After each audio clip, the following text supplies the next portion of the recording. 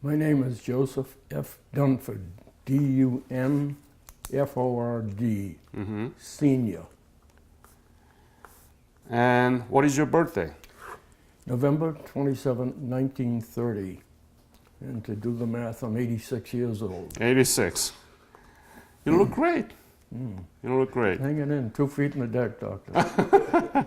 And you born 1 year after the Great Depression. Yes, I was. Yeah. Where were you born? I was born in Boston, Boston. Massachusetts. Tell me about your family when you were growing up, your parents and your siblings. My mom and dad had 5 children, and I was the 4th oldest in that family. I had 2 sisters. Two brothers, sisters. and 2 brothers. And we were blue collar, typical blue collar for that age. And we got along very well together. We stayed close with each other all of our lives. You remember those hard times of the Great Depression even though you were very young? We did not attach being poor with being well off.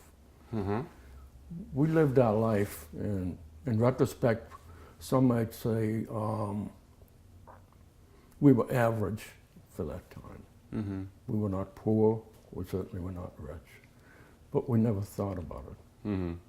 What we had, and we lived with. Does that hard times of the Great Depression, I mean overall, all Americans were affected by that, and does that affect you in any way in your life? Just in your lifestyle, we tend to be more conservative. We don't tend to be wasteful. If something, the old saying, if something ain't broke, don't fix it. And beyond that, and I think, of course, I compare how I'm living today, and as all of America and all of society has, we have improved our level. So tell me about the school that you went through. I graduated from South Boston High School. South Boston High School. Yeah. When? 1948, June of 1948. And let me ask this question. Did you learn anything about Korea when you were in high school or any part of your education up to that moment? Not that I can remember. I knew about Korea only because there were young men in my neighborhood who were over there. And, even before the war? No, this is, sorry, this is after the war. After the war? I mean, before the war, but after World War II. After World War II. These were men on occupation duty. Yeah, that's right. From my neighborhood. From 45 to 48, there was a military occupation in Yes. the Korean Peninsula. That's right, yeah. What did he tell you? Anything about Korea? Do you remember? No, nothing really. There were so many of the young men in our neighborhood who, throughout World War II and immediately after, were in the military. Generally, most of them did not talk about it. So the Korea was nobody's land at the time in any of young Americans' minds? No more than any other country in Europe or South America. Yeah.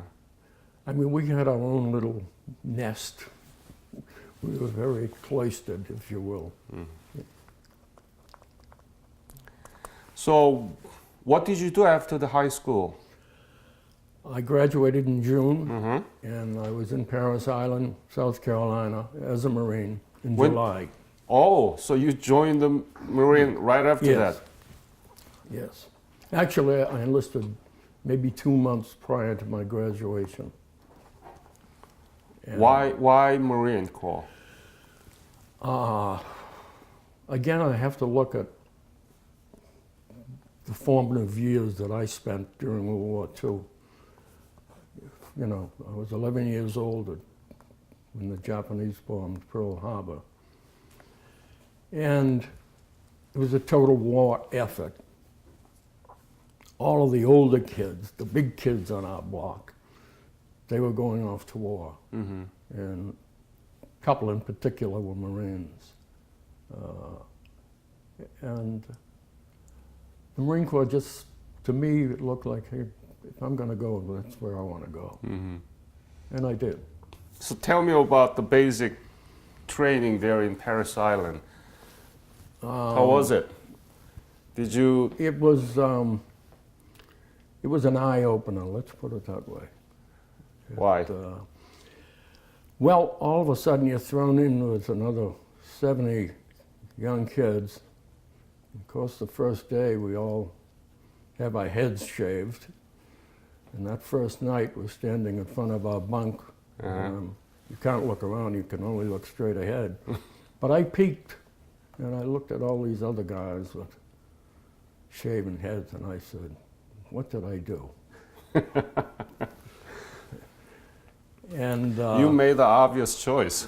I did. I made a choice, and I never complained about it, and never turned around and looked over my shoulder and said, I should not have done this, because I did exactly the right thing. Yeah. It was we went through boot camp, or basic training, as many might call it. And I think it was 10 weeks in those days. 10 weeks in Paris Island. In Paris Island, yeah. What was the most difficult thing during that training? If I ask you one. I suppose standing at attention in a sand pit and having fleas buzzing around you and not being able to move. Because if you did, you knew, not a good thing. Right, guaranteed. Yeah, that kind of stands out. So after 10 weeks of basic training in Paris Island, where did you go? Then I went to Camp Lejeune, North Carolina, and I was assigned to the 8th Marine Regiment. I was in a rifle company. And that's 1st Marine Division? No, 2nd Marine Division. Second? Yeah, 8th Marine Regiment, 2nd Marine Division. And did you belong to battalion or? Yes. Yeah. I was in Charlie Company. Charlie Company. 2nd Battalion. Okay. 8th Marine Regiment. Yeah. Now, in those days, normally there's 3 companies in a battalion. After World War II, they were reduced to 2 companies in a battalion. Because overall, the Marine Corps was maybe somewhere 68, 72,000 men. And your MOS was rifleman? 0300, and then I stayed with that, and I progressed to 0311, which is an advanced rifleman. And that's where I was. And that's still 1948, right? That was 1948. Yeah. I stayed at Camp Lejeune until, I think it was February of 1950. And What did you do there? in Camp Lejeune, Yeah. I was in a rifle company, a rifle platoon, and we trained. We trained in tactics, weapons. So you were training for yourself for the war, actually. That's all Marines in rifle companies do. They train. They train for war. And that's what we did. So when did you know and how did you know the breakout of the Korean War? In February of 1950, I volunteered for a Guard detachment in Yorktown, Virginia. And in June of 1950, when the war started, almost immediately, so I'd say within a week, 2 weeks, they brought the command at Yorktown together, and they asked for volunteers to go to Korea. And we had a relatively large detachment for Guard company, about 150, I think. I think everybody in the detachment probably volunteered. They selected 25. I was in that group of 25. Did you volunteer? Yes. Did they ask you guys to volunteer, or did they just said, order? We need 25 men. Uh-huh. And so many men raised their hands, want to go. And they all volunteered. You knew that it's a war, not training, I knew. and you volunteered. Yes. That's another obvious choice, right? You were not scared? Not afraid? Not at that point. No, you don't really get scared until you hear that first round go off. Then you might contemplate your... So what happened after that? When did you leave and where? We left, I left Virginia, but we got on a troop train which crossed the country, and at most of the major cities we stopped, took aboard other Marines from other Marine Guard companies, and there was probably 800 or so in this troop train. Mm-hmm. We got to Camp Pendleton in California, and we were assigned to units, unnamed units at the time, and proceeded several days of training, awaiting transportation. And because of the lack of transportation, I flew over to Japan in a civilian aircraft, Wow. Pan American Stratocruiser, which is... That was a treat. Was it a treat? They even had hostesses. Girls probably left their positions after that trip. But at any rate, we flew Pan American Stratocruiser to Japan, stopped in the Yokosuka. At that time, there was Marine barracks there. Mm-hmm. Stayed overnight, and then we flew over to Korea, C-47s. So you've been flying all the way down to Korea? Right to Busan, yeah. Do you remember when the date of your arrival in Busan? I'll shoot from the hip on this. I want to say somewhere around August 12th, maybe a little before. Mm-hmm. Yeah. And now you are in Korea. You never knew anything about Korea, and suddenly you are in Korea. Could you describe the image or the scene, the people, the look? Could you describe it? How was it? And could you come up with the adjective that you can describe your emotion or feelings about the Korea that you first saw? The first, from Busan, we boarded trucks and were taken to Mason, which is where the 1st Marine Brigade was set up. We had little interaction with the Korean people. On the way to Mason, we saw some of the small villages we went through. Some people were still out in the field with the rice paddies, but no interaction. No interaction. No. What were you thinking when you see the Korea landscape and so on? Being honest. Hard to say, Doctor. I saw the first Korean woman I saw dead in the street in one of the villages. And of course, at that point, there's a realization that this is what war is. Mm-hmm. And but again, just seeing the people, but not talking with them, but looking at them. And as they're looking at us, Mm-hmm. that was it.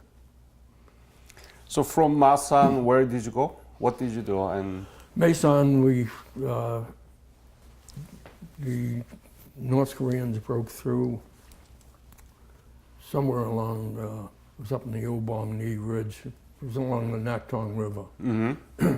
We went up there and engage the North Koreans. That's the first battle, right? This is the second Naktung. I missed the first battle. Uh-huh. Yeah. But it's the first battle to you. Oh yes, Yeah. that was How- my first battle. How was it? I mean, at the time you were 20-year-old? I was 19. 19. Yeah.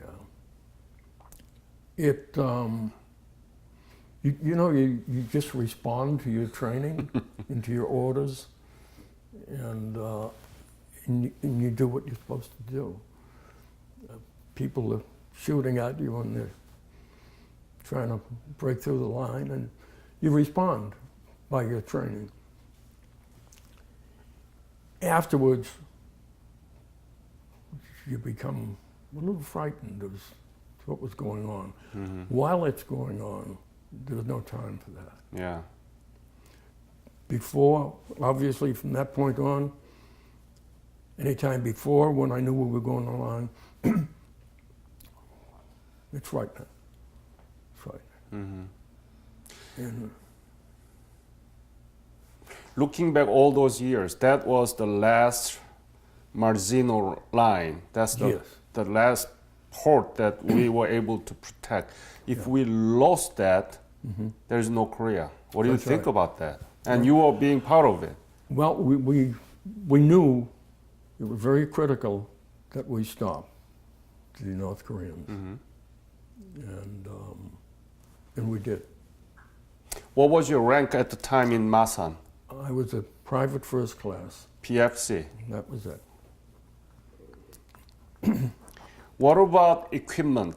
It's August, right? So it was during the summer. And what about the equipment, your uniforms and ammunitions and guns and everything? Was it well prepared or did you have enough? Basically, what we had, the Marine Corps had it during World War II, or at the end of World War II. We had, of course, infantrymen carried the M1 rifle, Browning automatic rifle within the squad. It was adequate. We had sufficient ammunition, provisions. Beyond the, we just got the 3.5 rocket launcher. What they had prior to that was not able to stop the Russian T-34 tanks that were in use. But the 3.5 was able to do that. But beyond that, we were equipped. We had what we had to do. Were you in the trench? No, at Obon Ridge, we didn't have time initially to get in to dig a foxhole. Initially we were right at the crest of the hill, but obviously as we were there, you learn to dig pretty well. It's a talent you acquire very quickly, and but for the most part, from Obon Ridge, we went dug in. And so that Nakdong River was the kind of demarcation line between North Koreans and U.S. Marine there, right? At that point, Yeah. yes. How close was it? Were you able to see North Koreans moving around? When they were coming toward us, yes. Oh. And we saw their weaponry over the hills opposite us, or mountains, however you call it. Other than Marine, were there any U.S. Army or any other? There were other troops, but when you're in a Marine Rifle Company, your home is the rifle squad. You don't see Anybody else? much of, there's no company formations, there's no platoon formations, there's no squad formations. And so you don't see a lot. I'm sure the Army was to the left of us and probably to the right of us, but as there were some ROK troops. But I didn't see them. From Masan, where did you move? From Nakdong, we went back to Busan and prepared for the Incheon Landing. And we boarded ship from Busan, landed at Incheon on September 15. Right. And were you instructed anything about this Incheon landing, amphibious landing? Did you know where you are headed and what are you going to do? Yes. Oh, yes. tell me about it. We have, prior to debarking, to landing, prior to us leaving the ship, Uh-huh. we have platoon and company meetings whereby we're told what beach we're going to, what the objective, what the company objective is. Do you remember specifically? I remember something about, I think, Observatory Hill or Cemetery Hill, as we call them. That was our company objective. Mm-hmm. So you were in Nakdong perimeter, Busan perimeter, and also Incheon landing. Yes. Oh boy. So tell me about Incheon landing. How was it? Well, Incheon, we had, because of the seawall and because of the tidal conditions there, we had ladders that were, ours happened to be wood, there was some metal, I didn't see them. We landed in an LCVP, landing craft vehicle personnel.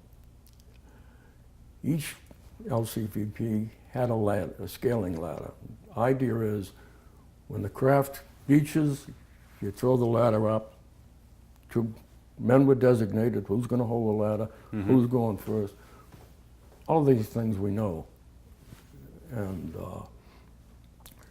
fortunately or unfortunately, the boat I was in, we hit the wall and the wall had been shelled.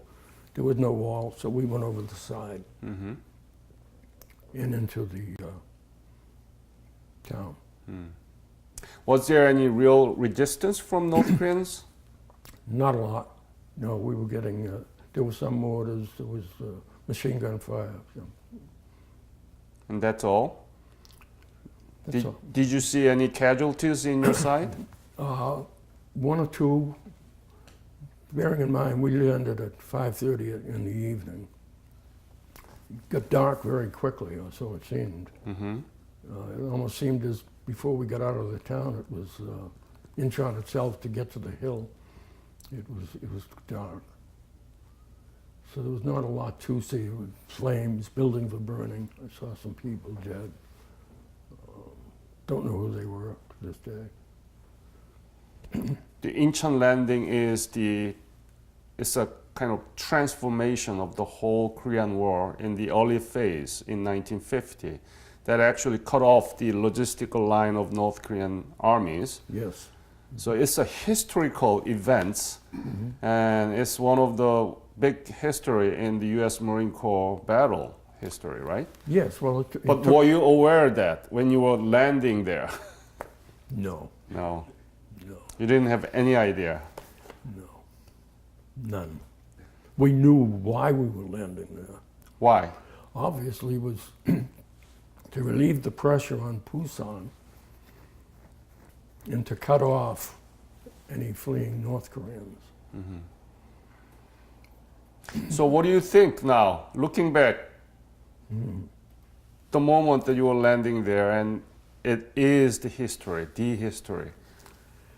You know, you really don't think a lot, honestly. You Yeah. don't. I knew I had to either get up the ladder or go over the gunnels, as it turned out.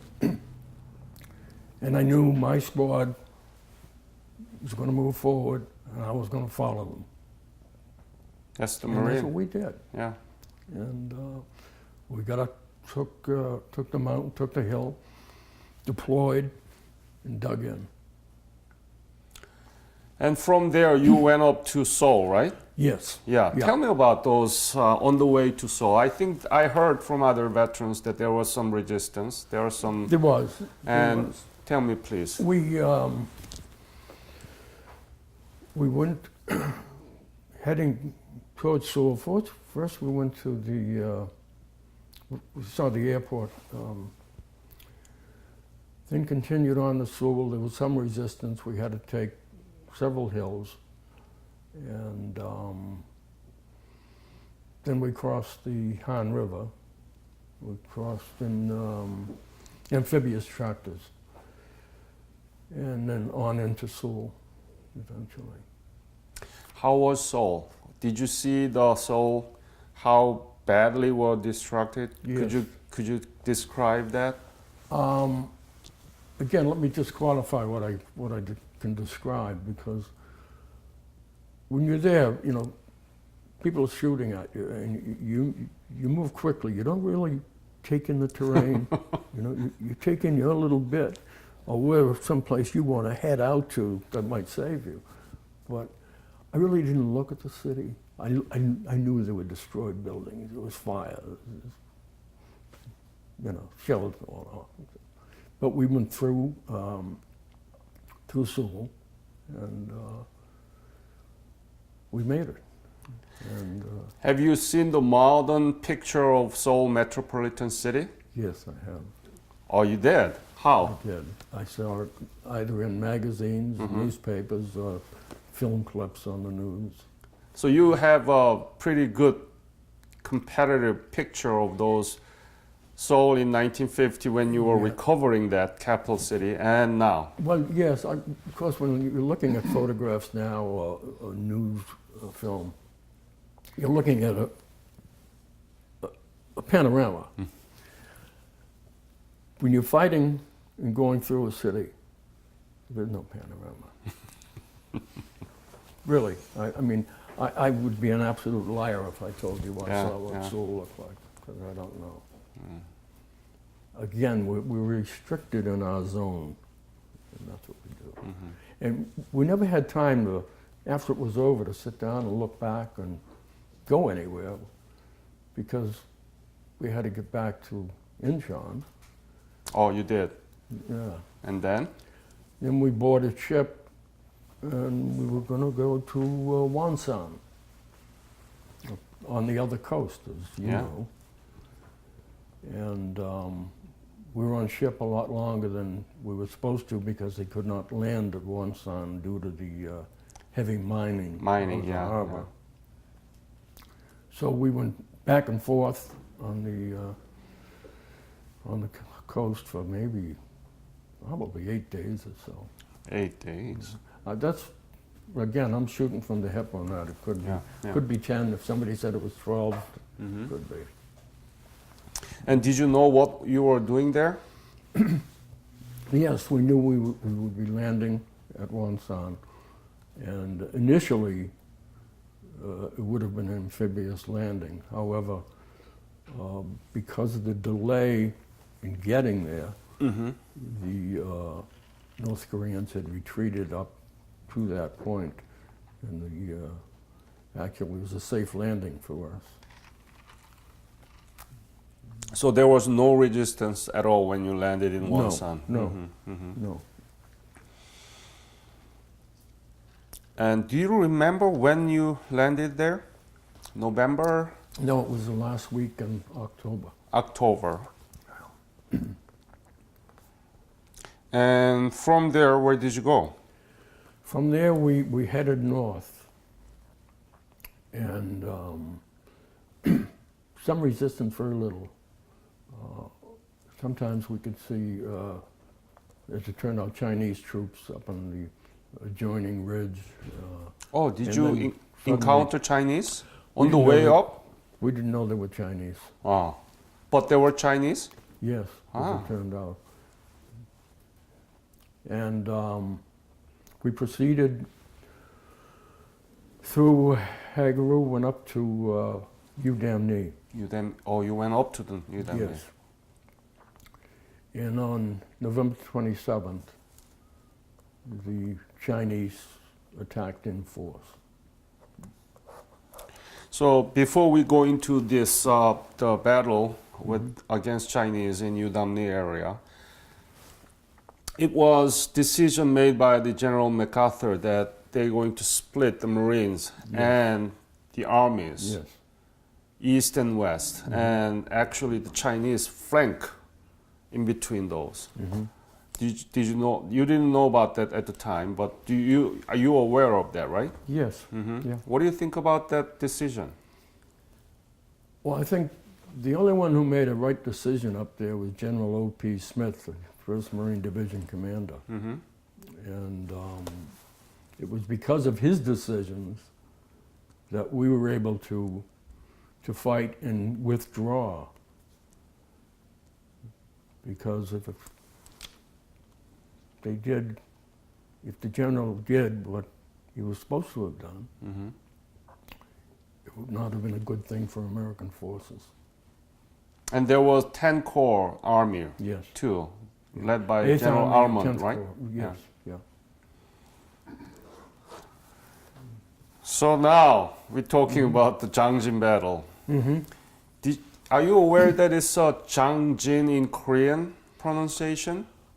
No, I did not at the time. Yeah. But you know now. Oh, yes. Uh-huh. Yes.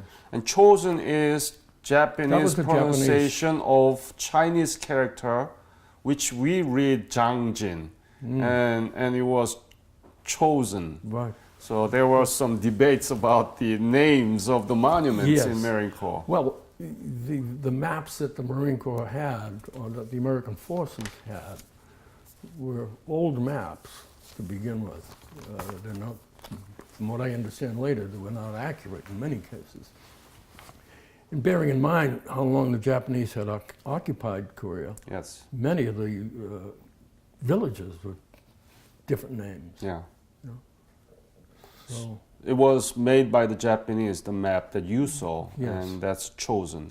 yeah. But in Korean it's Changjin, so we Yes, had I know that. a lot of negotiation That's with a very the, sensitive point. yes, I know yes, with the General Armstead and Carey, Richard Carey. We talk about those, and then finally we put together. That. Yes.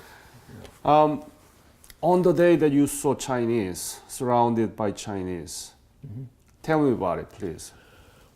My company, we were in a valley. We were at the foot of a hill, a mountain. I later learned to be 1240. We got there. It was dark. We were not dug in. Probably couldn't have dug in with the ground anyway. We were mortared. I know my squad lost 4 men before sunrise. I mean, that night, 2 killed, 2 wounded. Why, it was sniper? No mortars. Mo. And because we were at the base of Hill 1240, and I believe Dog Company 7th Marines were on the hill. We went up the next day and settled in there. The 7th Marines moved wherever they went to, I don't know. And that's where we stayed for a few days anyway. Maybe went to another hill, very much like the one we left, maybe a little bit higher, Yeah, too many hills there. you know. And then sometime in, I guess, December or so, the first few days in December, they told us that we would be withdrawing. And company commander said we had he said, we're going overland for some 68 miles. Mm-hmm. And we got rid of all of our old, any equipment. We had what they call field marching packs, but we burned everything with the exception of our personal weapon, ammunition, and some sea rations. And we set out down the main supply route. And we marched out, went to Hagaroo, stayed there for a day or so, then went on to, where did we go next? Godori. Yeah, first regiment was there, yeah, Coterie. Mm-hmm. So from Udamni to Hagal Uri, how many times were you in contact with Chinese? How Well, the infantry companies would normally, when the column was going down the road, there would be ambushes set up all along. We would leave the column, go up into the hills, and as flanker guards. The only problem, the terrain was such you could not keep up with the column. So we would neutralize whatever the enemy had geared up for the column, and then rejoin the column. Mm-hmm. And do you remember the first attack of Chinese to your squad or unit? After leaving the mountain, you mean? Before? Well, they hit us November 27th. The first attack was November 28th in the morning. How massive was it? I mean, did you see actual Chinese? Well, you see them. How many? You see them. Let me describe it Yeah. in detail. A lot. Thank you. A lot. And you can take that to the bank. Yeah. You see what's in your vision of sight. And those are the ones you want to worry about.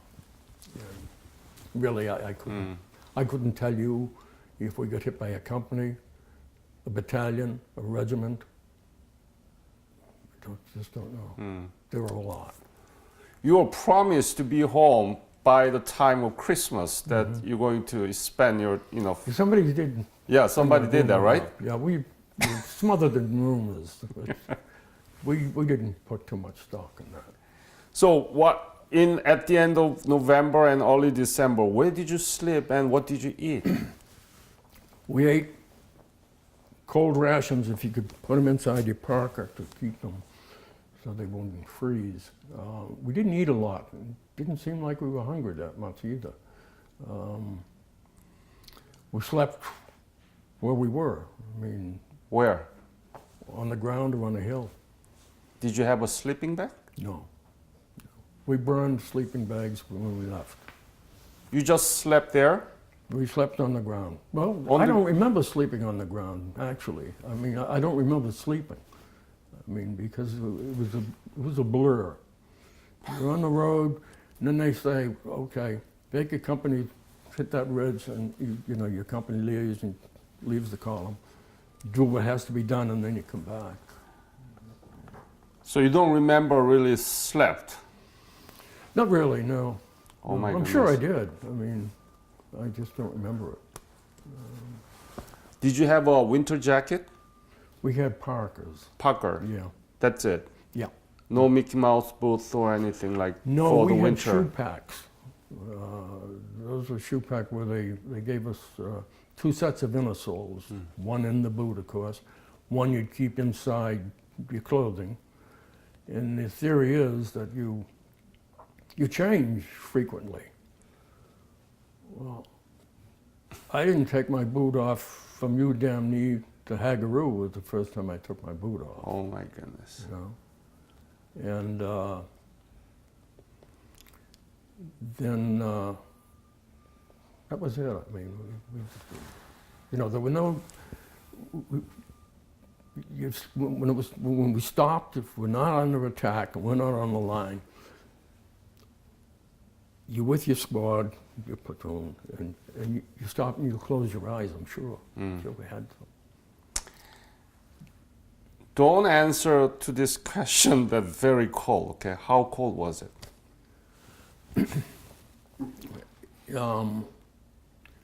It was bitterly cold. It was bitterly cold. We had gloves or mittens with the trigger finger in them, but the problem, it was very awkward to pull the trigger. So a lot of times you would, you take them off for a very brief period of time.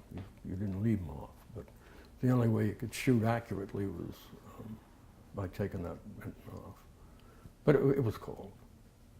So from Hagal Uri to Godore, I think still the Chinese engaged very intensively, right? Yes. Yeah. Oh, yeah. Any episode that you want to share? No. No? Mm-mm. No episode? Oh. None. Just a dull walk from one place to another. See, the last leg of Great Generation, which has another name, Silent Generation. So, from Godori, what happened? From Kodori, we went to Hungnam, which is the port of debarkation.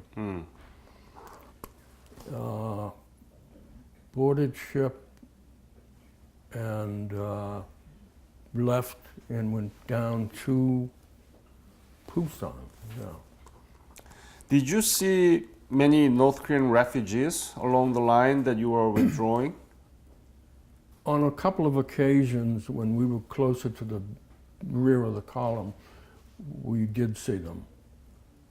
And obviously we were trying to keep a distance from them to us, only because the Chinese had infiltrated the civilian population, and we couldn't tell Chinese from the civilians. Yeah, You know. yeah. Actually, that's very dangerous because you cannot kill them because it's a refugee, Yeah. but you never know there are Chinese Yeah. spies mixing. No, it. it's a risk that we had to err on the side of caution. We did not ever even contemplate shooting into civilians. That was against our grain. We couldn't do that. So, in your boat, were there any refugees mixing with the units, or is it purely only not for the on Marine? Not on the ship that I was on. There were no civilians that I know of. Now, bearing in mind, the ship was probably so overloaded. I mean, we did not have any place. We didn't have sleeping quarters. At least my company. Maybe we missed out on it, but I slept on the in a companionway. There was a coil of rope, and that was our pillow. There was 3 or 4 of us kind of snuggled on that. But there were no civilians aboard, to my knowledge. You know that about 100,000 North Korean refugees was evacuated from there, and that Yes. becomes the big story. Yes. Korean president landed Washington D.C. I think yesterday or today. He is laying wreath to the monument that we saw together. Oh, really? Yeah. Because he was one of the evacuees. Yes. Yeah, Yeah. That's incredible. incredible. Yeah. Yeah. So from Busan, where did you go up again, or what happened to went you? back to Maison, and the medical corpsman came through the company and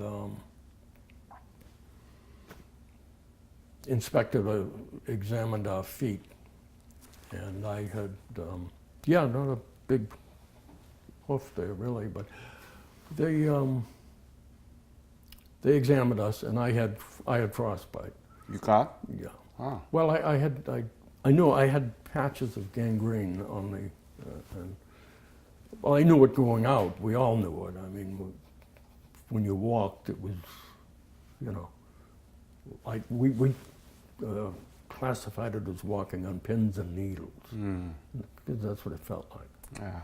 And then after a while, you just get so that you don't pay any attention to it. You just, but if you've seen any photos of the column coming out, you see many of them hobbling. Yeah. We couldn't. Don't So at put- any rate, examined, and I was sent to a hospital. Oh. I went to the Naval Hospital in Yokosuka. So that's where you left Korea. I did. Thank God, in one piece.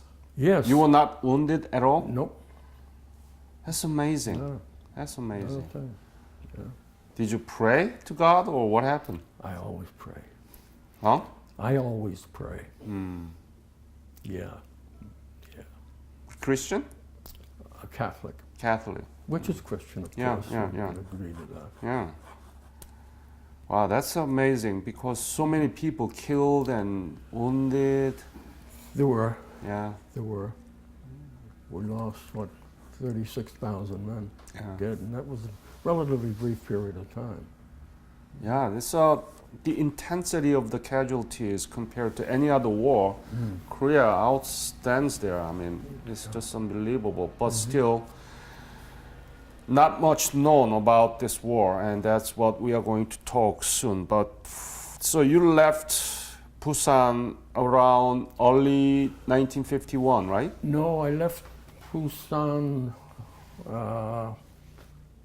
December. It was just before Christmas. Maybe 23rd, somewhere. I know I left. That was the important thing. Yeah, The date yeah. was irrelevant. Thank God. And from there, how long did you get the treatments for your frostbite? I was flown back to California. I was in the Oakland Naval Hospital. Then from there to the Chelsea Naval Hospital in Massachusetts. The idea was to get the troops closer to their home. Yeah. So I stayed in the Chelsea Naval for, I don't know, maybe a week or so. There was not an awful lot they could do for the frostbite. They cured the gangrene. There was antibiotics for that, but frostbite itself, there's not too much they can do. Do you still suffer from frostbite? It's very sensitive, Yeah. very sensitive. But suffer no. When were you discharged from the Marine? I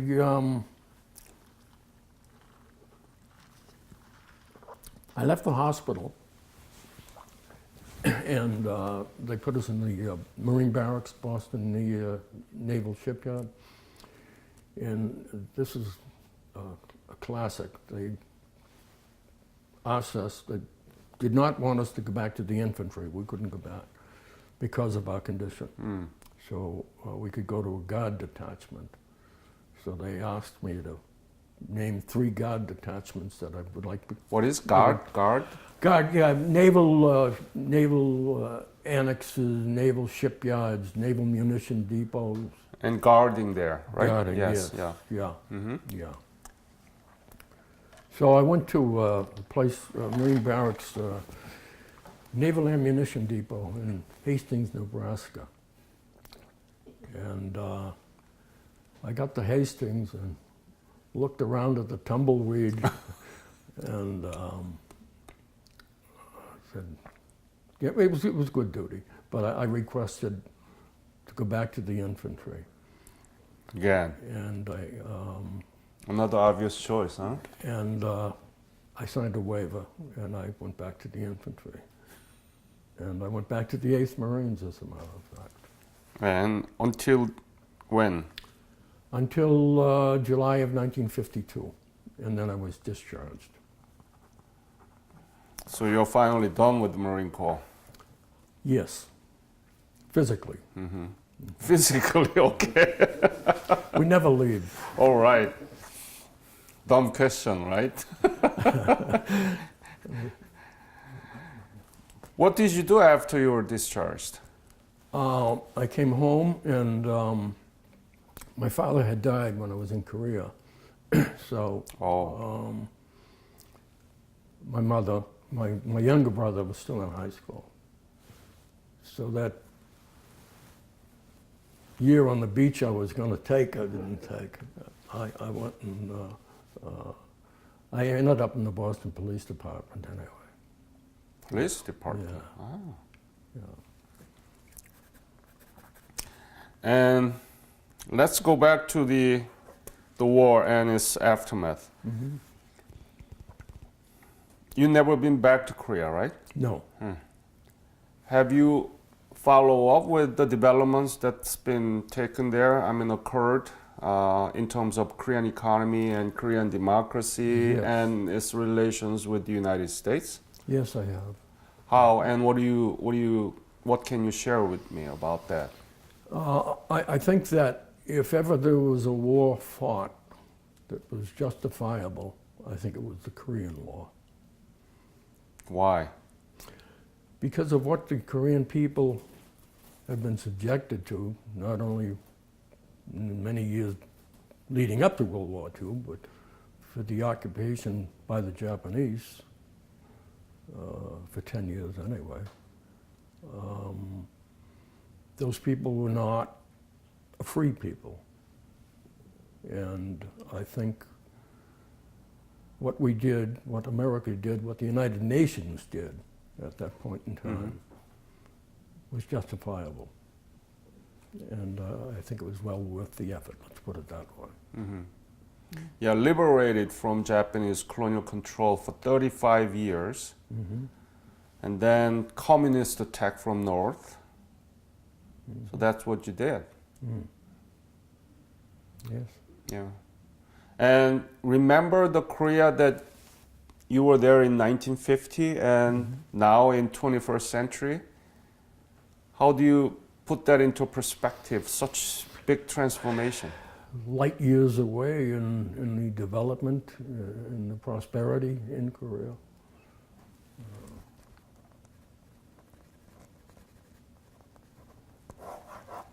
And Korean government has a program called Revisit Program. They invite Korean War veterans back to the country where they fought, but didn't know much about it when they were there. And when they go back, they take them to DMZ area so that they can see the mountains there that they ups and down. Yeah. And then they take them to Seoul metropolitan area and the Han River that you told me that you crossed the Han River, right? Yes. Were there any bridge there? You remember? We crossed the Han River in amphibious tractors, which are buttoned up. They put the cap on that. So we don't see. You get aboard, you cross the river, the ramp goes down and you run out. I didn't see the river, you know. Didn't you see the bridge? You don't remember that? If I saw it, I don't remember it. The Korean War veterans who visiting Korea and they are in the bus, and Yeah. driving along the Han River, and they were doing this. Can you guess what they were doing that for? No idea. They were counting the bridges in the Han River while they are driving Yeah. along the Han River, Yeah. and they say there was only one bridge completely destroyed. And they are saying, now I'm counting 23, 24, Yeah, and that's right. when Yeah. I interfered with Yeah. him about it. Yeah, And they were almost crying really. that, oh yeah, they were really. Many of the interviews that you can check from our website, at the end, the veterans really, really high emotions about what happened in Korea. And they were almost crying. And many of them actually wetting their eyes, Yeah. because what they saw in 2020, 2011, they couldn't believe their Oh, eyes. I'm sure. Yeah. It's a drastic transition. There's no question about it. Yeah. Yeah. I think I asked you a question about that, but are you interested in going back? No, No. no, no, Any particular reason that you say? no. No, I think I have the utmost respect for the Korean people, for the nation, what they've accomplished, and they didn't need me to accomplish it, that's for sure. But no, I really don't. Yeah. I'm not sure you are aware of this, but American history textbook in our K-12, especially in the middle school and high school, they don't really talk much about the Korean War. It's a very dry description of one paragraph, 1/3 of the descriptions of the Vietnam War. And it starts with the communist attack, and then MacArthur everywhere with the pipes, and then say it's a forgotten war. What do you think about that? The I war think- that you fought with the very concrete outcome of Republic of Korea out of the ashes and devastations. I think, from what I understand, and I really shouldn't talk about it because I don't know enough about it, but my understanding is that there's not a great deal of history taught in schools today. Mm. I don't know that, but from what I think it's sad, not only for the Korean War, but for the Vietnam War, and for any other war a nation has been engaged in. And why it's been known as forgotten war? Do you have any idea? What do you think about that? I've heard the the theory that after World War II, the world was tired of wars. Didn't want to think of them anymore. Mm-hmm. Because they don't think of them, they don't happen. Somebody else is taking it. It's not unlike today. If you look at the percentages or proportions of any nation in the United Nations, how many of them are serving in the military? And why are they serving in the military? I mean, what are we doing? Very little of that is understood. Yeah. And when you left Korea, now the Korea is a size a little bit bigger than Indiana state. Yes. Yeah. We don't have drop of oil. We don't have much natural resources. Everything in Korea is in North Korea. Yeah, So right. North Korea used to be better off than South Korea until 1970s. Actually, they lived better. In North Korea. Yeah. Yeah. I might debate that one with you. Until 1970s, Yeah. because there were industrial infrastructure already laid out there in North Korea, not in South Korea. Yeah. Yeah. Because in the occupations, as you know Yep. better than I, Russia occupied North Korea. And one of the first things Russia did when they went into North Korea was strip it of any available piece of equipment that could be utilized.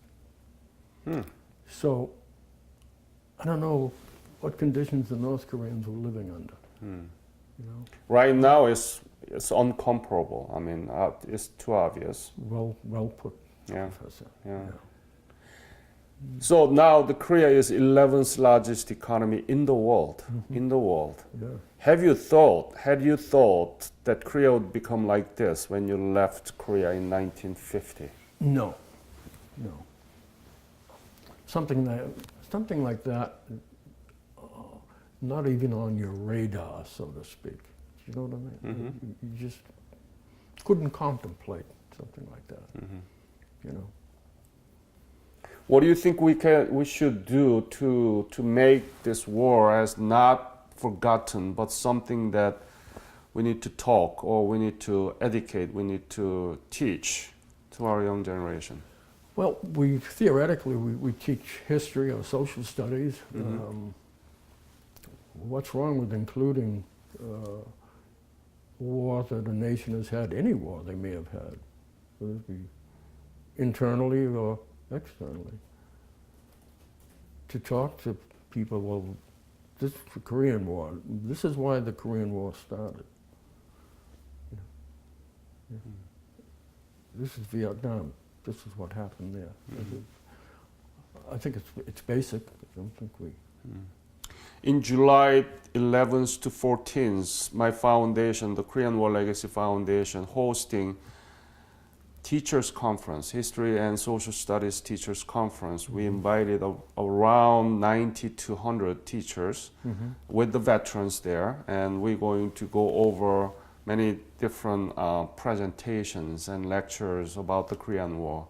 And now many teachers are very, very interested in the legacy and the lessons of the Korean War because of Republic of Korea and its close alliance to the United States. Yeah, so if you're interested in, I can invite you with your family and be there with the Thank you, Don. teachers. What do you think about the U.S.-Korea relationship, including military alliances now?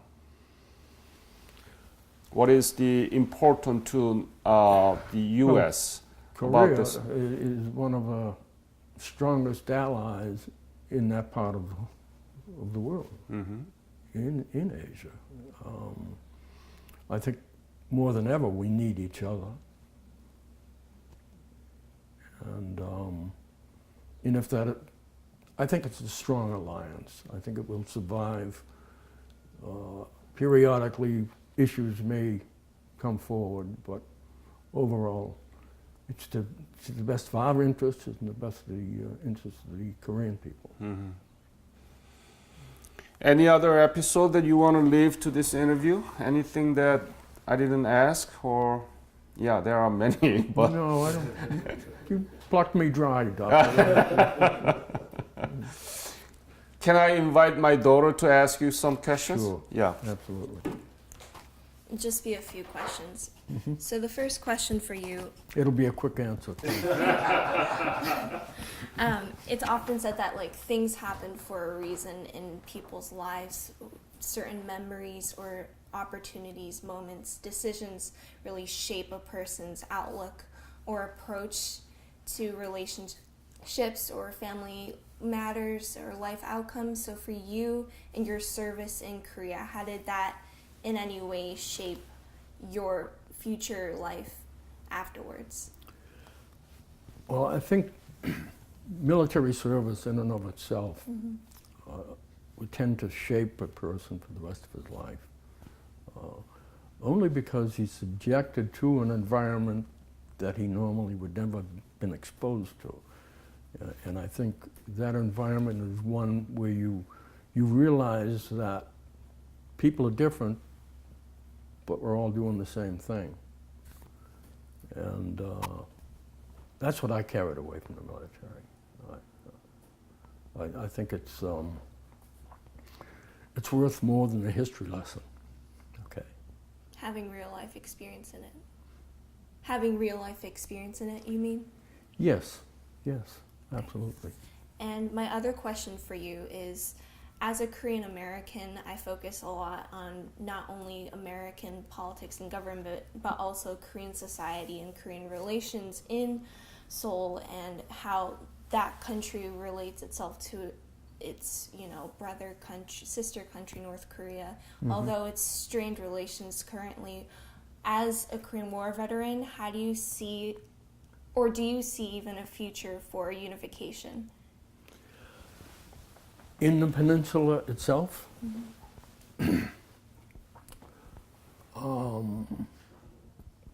reunification, that would have to be done by the Korean people. Nobody else. Nobody else. We could give you aid from now until doomsday, or you could give us aid, as the case might be. No outside force can do that. I don't believe. And last question, for a Korean War veteran as yourself, do you think that there are unique aspects of the war that give you and your other fellow veterans and colleagues just an understanding of American society or American relations to other countries such as Korea? Well, I think Korea may be unique because I don't know of another war, excluding World War II in some case, where a nation has developed and progressed the way South Korea has. Got it. Thank you very much. Those are all the questions that I had. Not done yet. I knew you'd get me. So I want to wrap up my portion of this interview. What do you think is the legacy of the Korean War? I think it's a legacy that says If war is bad, it can be good. What does that mean? I think it means that war is a horrible thing. And we should never have wars, but we always have wars. So if we must have a war, what's the result of that war? And the result of the Korean War is we have a free nation in South Korea. It can mean no more than that. Thank you so much. And can I just join Mike just for a little Absolutely. bit? Yep. Could you? You stay there. You stay there. And you can just hold it, that mic. Yeah, set.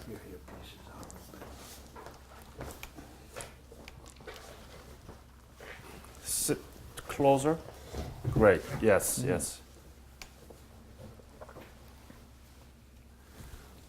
Would you please introduce yourself? Sure, Mike Dunford. This is my dad, Joe. Oh, so how many brothers and siblings do you have? There are I have three other brothers. There's four. Three other, Yeah. so four brothers all? Yep. Uh-huh. And obviously one of your brother is chair of the Joint Chiefs staff of, right? He is, yeah. He is. My oldest brother, Joe, is the chairman. Yes. He is the eldest. Yes, He's the yes. eldest. Yeah. Uh-huh. Yeah. Hmm. Yeah. And did your father tell you about his war experience in the Korean War? I would say we grew up with him as a Marine in pictures of him being in the Marine Corps, but it was only in recent years where we've actually started to talk and he shared much more about his experience specifically to the Korean War. We didn't grow up with stories of it. It was much more, we knew he was a Marine. Joe became a Marine, I became a Marine. And You did too? I did as well, and we did that because of the example he had set for us, but it was less about the war and more about service and being in the military. Yeah. So he was successful to put all of you. A couple of us anyway, yeah. It's a Marine. Oh my Absolutely, goodness. Yeah. So when did you serve? So I was in from 1980 to 2001, retired from the reserves. Ah. Spent some time in South Korea. You did? I did, yeah. So you were served there? I went there for about 4 months in 1986. What did you do? I was stationed on Okinawa, Japan, and so they have two major operations each year. Operation Team Spirit, which is the winter exercise. And Kizol? I was stationed in Pohang on the pier, and we stayed, I was there for about 4 months.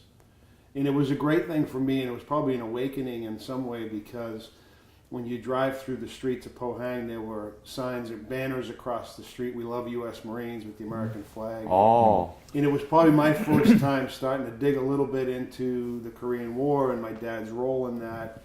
And then my brother subsequently went as well, as most Marines end up over there at some point. And he actually took his battalion and they walked the battlefield, I think at the Naktong, right? Yes. Yeah, when they fought the Second Battle of the Naktong. He did a military education class with his officers, and they walked the battlefield at the Naktong River. Could you say your unit again? I was with I'm trying to remember now. You mean original unit, Marine Corps, what division? I was in the 2nd Marine Division, and then when I was in the Pacific, I was with the 3rd Force Service Support Group. Mm-hmm. Yeah. And what was your MOS? What was I was combat engineer. Combat engineer, Yeah. okay. And then I became a transportation guy, logistics. And the Pohang is known for the world's biggest steel and iron. Yes. There, we didn't know how to make those things, but we were used to be the largest, steel and iron. Right. And that is part of your father's legacy. What do you think about that? I mean, it's incredible when, even in the 80s, to be able to see the progress at a port like Pohang. We would bring the maritime prepositioned ships from the U.S. to Pohang and offload the equipment as a logistics exercise. And that facility would not certainly have existed. Exactly. And I would guess that today, it's more advanced than it certainly was back then. Mm-hmm. Yeah. And so 4 months you were there. I was there for 4 months. So now and you're... I've been back for business to Seoul. Oh, Yeah. so first of all, you are qualified to be Korea defense veteran. Yes, I am. Yeah. Yes. So you will meet with the... I have that award actually. I proudly have that award displayed. Yeah. Because it's very important. After your father fought for the Korea, Right. there has been U.S. forces there That's since 1955. That's right. And now we have about 28,000. 28. Yeah, Give or including take. all the forces. I think I would credit him for identifying the award because he saw it in the VFW magazine when it first came out, the Korea Defense Medal.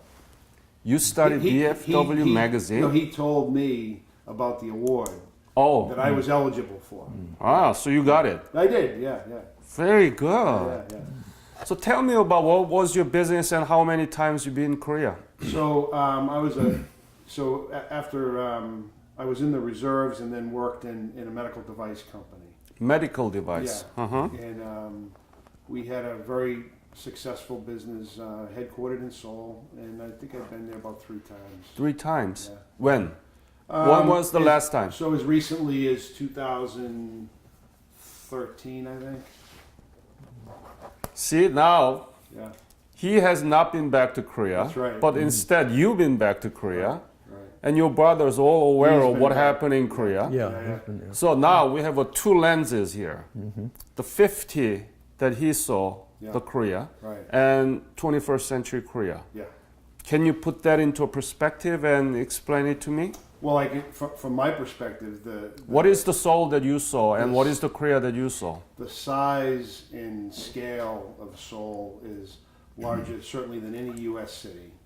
I've been to Beijing and Shanghai, and in those large Chinese cities, Seoul I think exceeds that from a population perspective. And so, what I've described it to people is, when you're in Seoul, all you see is Seoul. As far as you can see is the city, which I know was not that way in 1950. You know, and then the skyscrapers and the quality of life and the amenities and the things that exist in Korea today, it's as comfortable as any city I've traveled to in the world.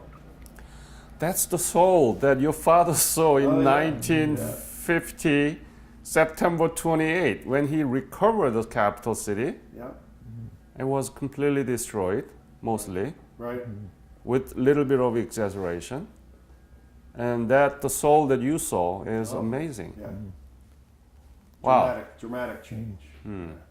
What do you think about that? I mean, despite such successful outcome, we Well, don't really teach about those things. No, but I think that, you know, you're talking to a Marine, and so there isn't a Marine that you won't meet that doesn't know about the landing at Incheon, the movement through Seoul, and of course the Chosin Changjun Reservoir. You know,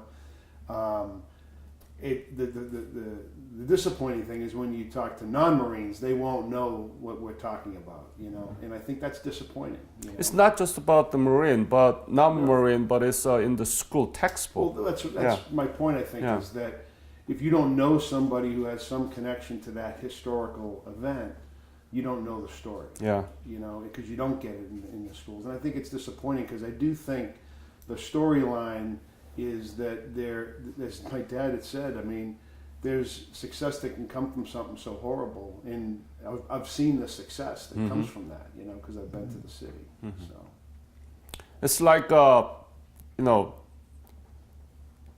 do you remember, if you read the Bible, there is a verse in John chapter 1, in verse 46, I think. It's Philip is introducing Jesus to his friend Nathanael, who was under the fig tree meditating it. And he said, there is a rabbi, the Jesus. And Nathanael said, what good can come out of Nazareth? What good can come out of Nazareth? Because it was northern Israel. right. Jewish didn't see it as orthodox, and it's a barren Gentile. Right. But out of there, Jesus came out of it. The Korea you saw, the Seoul you saw in 1950 and the Seoul you saw in 2013, is something like that. Do you think Sure. that metaphor applies to Yes. your experience? Oh, I would say Very so. definitely. Yeah, Definitely. definitely. Yeah. Yeah.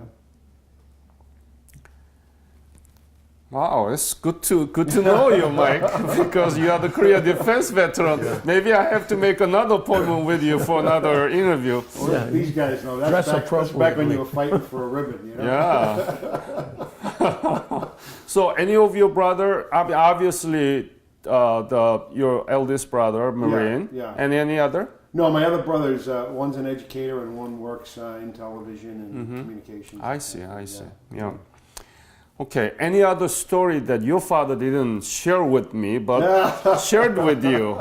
Kind of secret or anything? No, I think he provided, as good a detailed retelling as you're going to get. No, it's just great for him to be able to share, I think, for all the reasons that you've said since the beginning of the discussion. The education piece and the lack of appreciation for what has happened and what it has become is why we're doing this. When I met you in Quantico in May, it was I said yes before I whispered it to him because I just know, and I said it on the ride over, the importance of not allowing revisionist historians to kind of change what we know to be fact and what we know to be true. And the best way you can get that is from the first-hand retelling of what actually happened. And so this is, the interviews you've already done on your site, and this interview just supports all of it. And that's how he got me here, Doc. That's how I got on there. That's right. That's right. So I was in the right person. That's right. I'm the right one. That's Yes. right.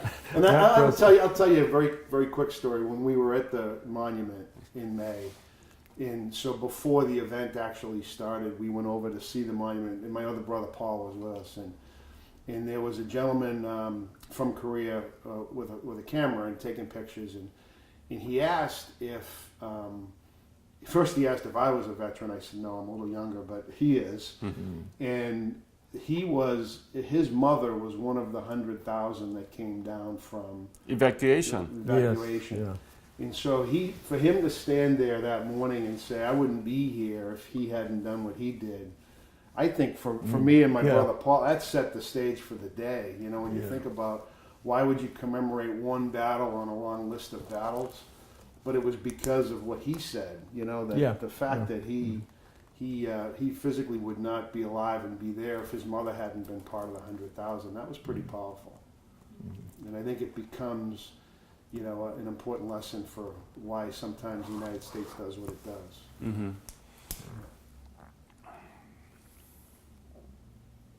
Yeah, I think we need to set up another point. Yeah. Yes. You should do it. Yeah. Now you. You got everything out of me. Yeah. Like father, like son. All right. It's been a great honor and pleasure to be able to talk to you and to It was good to see you again, Doctor. learn from you about your experience. He is the Marine. He is the Absolutely.